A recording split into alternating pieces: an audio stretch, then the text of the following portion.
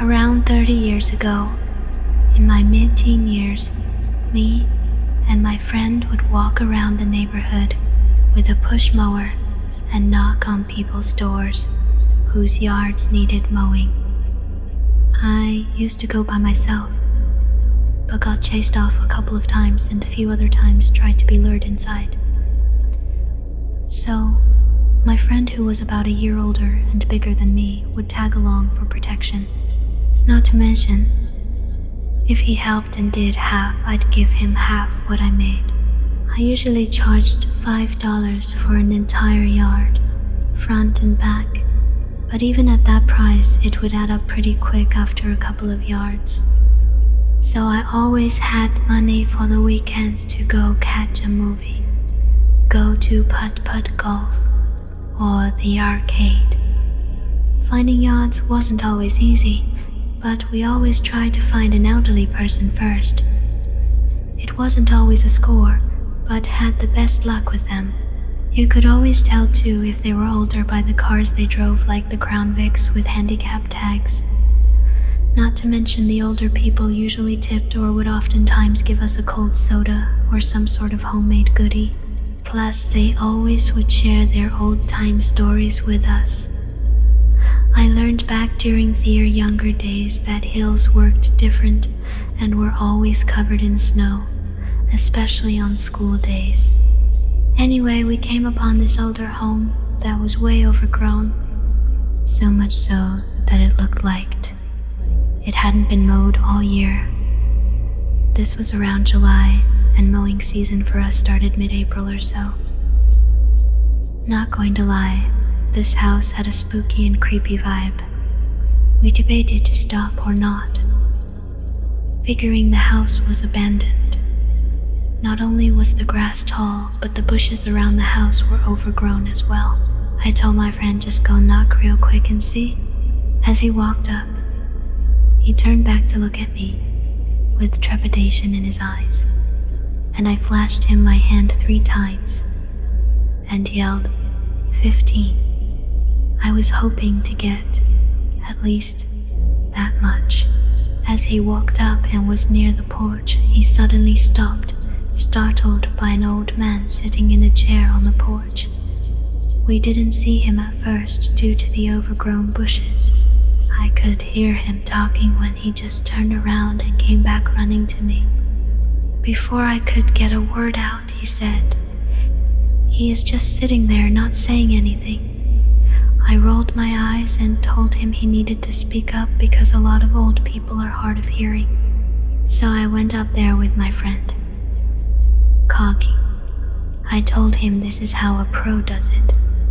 Sure enough, there sat an older man on a chair. He was wearing a white with red pinstripes pair of overalls and wore a pair of brown dress shoes. He was bald and had deep lines in his forehead. His face wore a withered, sad look that bared the wrinkles of time. He had one leg crossed over the other and both hands interlaced on his crossed knee. His hands were covered with age spots, and his fingernails were in desperate need of a trim. His eyes were sunken deep in their sockets and hollowed out and appeared to be staring off into the distance. "Hello?" I said. No answer. "Hello?" Even louder. "Me and my friend want to mow your yard. $15. Still. No answer or even any sort of acknowledgement from the old man. I looked at my friend and he gave me that "let's go" nod. I told the old man bye, and without warning he stood up, looked at my friend and gazed at me. This time I seen that his eyes were glazed over milky white. Without a word, he went into the house and shut the door behind him. My friend asked, "What do we do now?" I replied, "We wait to see if he comes out with some money." As we waited, my friend mentioned his eyes. I agreed they looked spooky, but assured him it was normal for old people to get them. or at least I told myself during that time. We then started talking about how to divide the 15 evenly, and maybe we should have asked for more when all of a sudden we're hear a loud pow, a gunshot type of pow. We both jumped up and ran like two hungry dogs being called to dinner.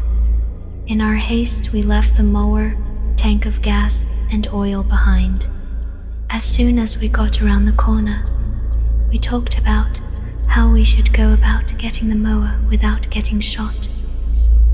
We decided to call the cops, so we knocked on a nearby neighbor's door. The lady that called for us mentioned she had not seen the old man in a long time either. She too thought maybe the house was abandoned. It wasn't but a few minutes later, and about a half a dozen cops show up.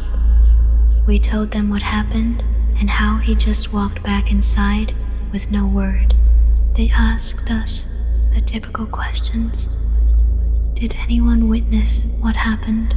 What was he wearing? Etc.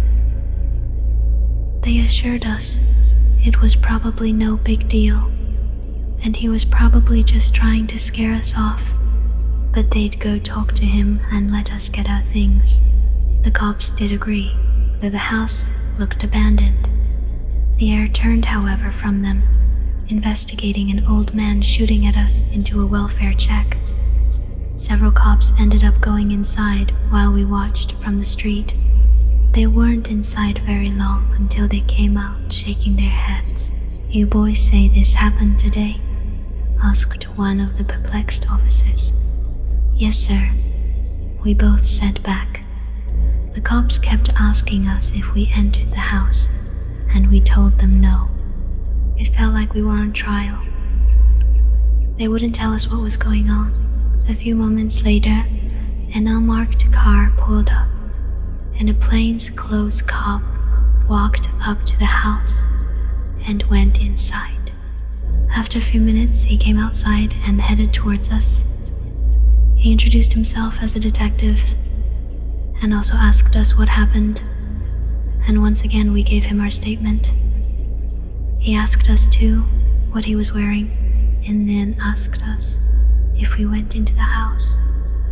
Again, we both said no, and he said, "I am not going to arrest you if you did, but I need to know if you did."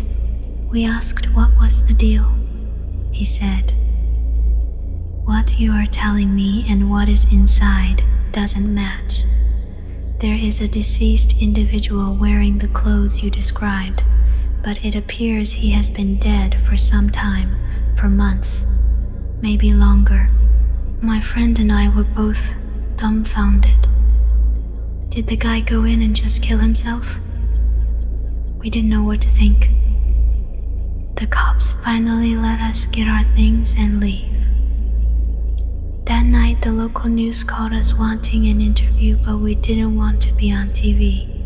However, when the story did air a few days later, we learned that yes, an old man was dead, but from an apparent self-inflicted gunshot to head, and also discovered was a dead dog that was his. They said the dog had eaten parts of the man, and he had been dead for around 6 months and was partially skeletonized. Needless to say, that ended my mowing career as a kid. After being yelled at by crazy old women, invited in by weird old men, and having a paranormal encounter with a ghost we both thought was a real corporeal person, I had enough. Story number 2. For the past few years now, I've been living by the north coast of the Scottish Highlands, in the northernmost town on the British mainland. Like most days here,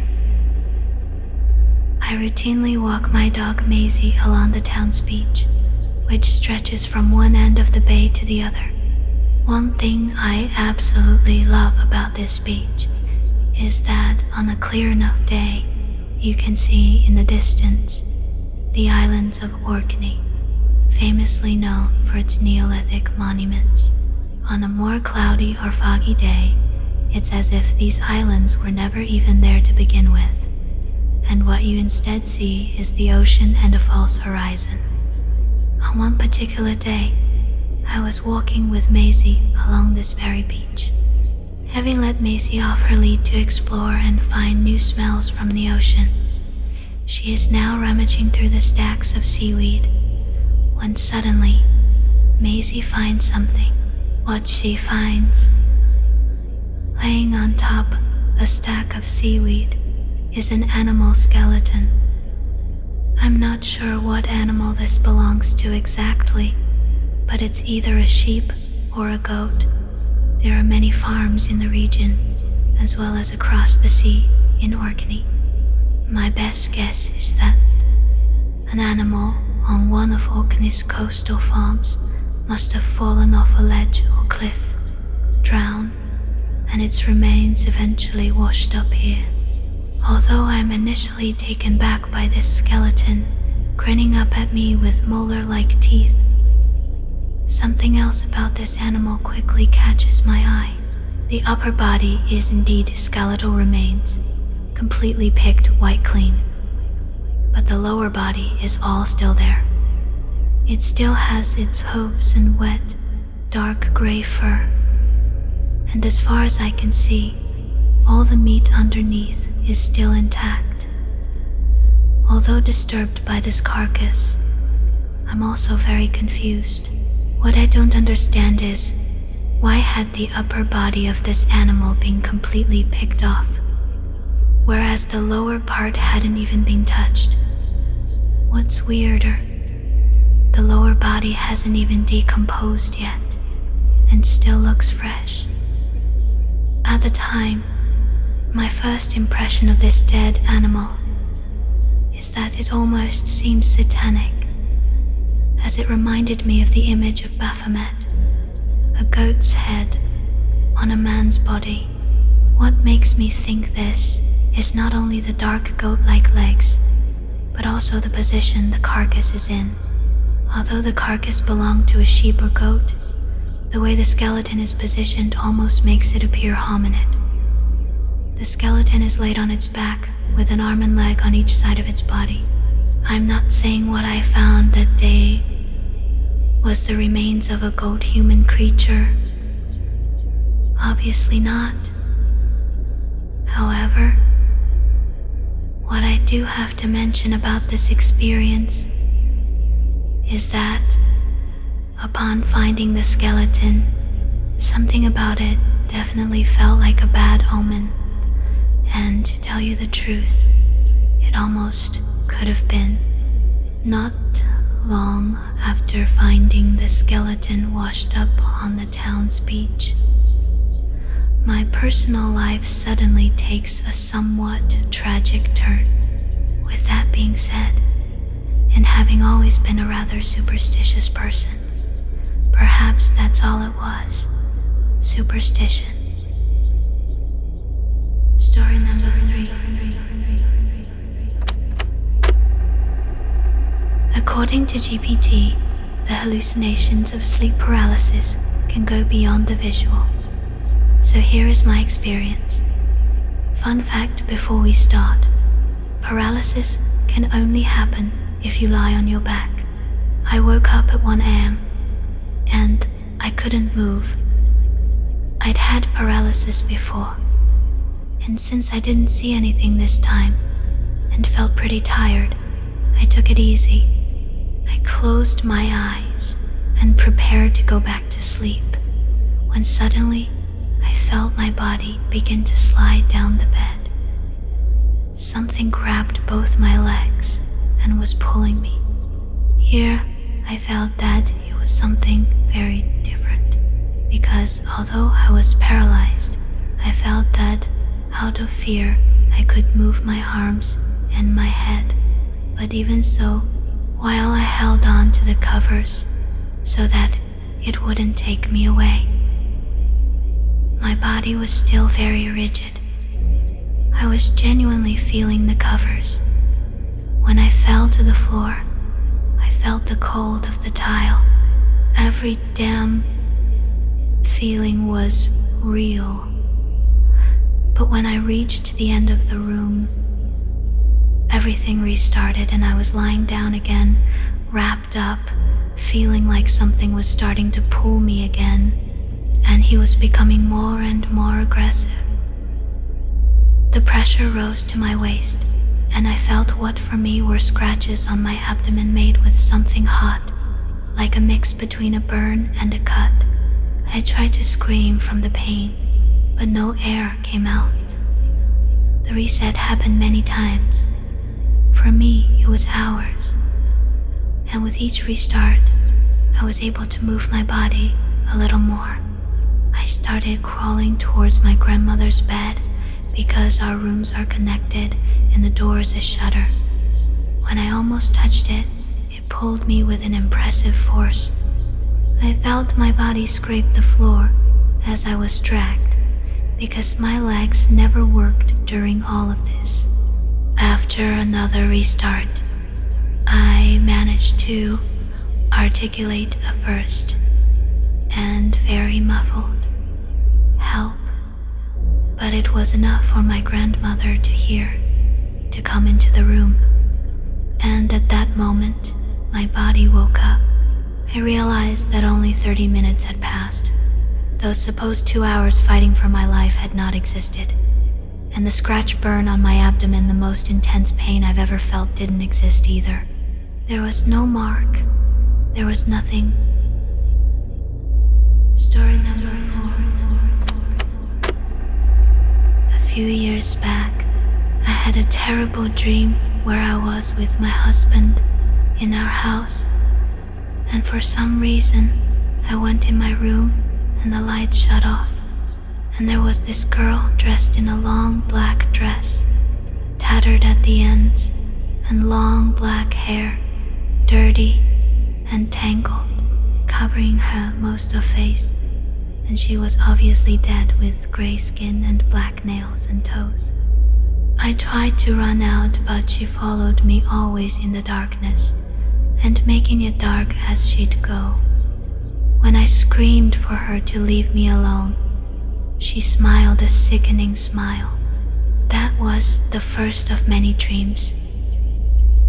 She popped up over and over again, and not just in nightmares. She would randomly show up in normal dreams. Sometimes she would manipulate things, sometimes just watch, or I'd see a hint of her. So I knew she was there and she knew I knew. After years of dealing with her plaguing my dreams, she just up and went away, never to show up again. That is until last night, 6 months later. I had a dream I had to take a shower, and I went in the bathroom and moved the curtain and was shocked to see the end of the tub had a hole in the bottom, and the hole was almost perfectly dark, except the light that shone down from the perfect bathroom light, and the hole went into the basement. When peering into this hole, I noticed something moving, and then she came into the light for just a moment, long enough for me to see her there and know she was smug and happy, knowing I felt dread. I ran out of the bathroom and immediately woke up. This doesn't feel like some underlying reason from my brain. She seems so real and so evil. I just know without a doubt she has to be more than my brain manifesting something. How can I stop her?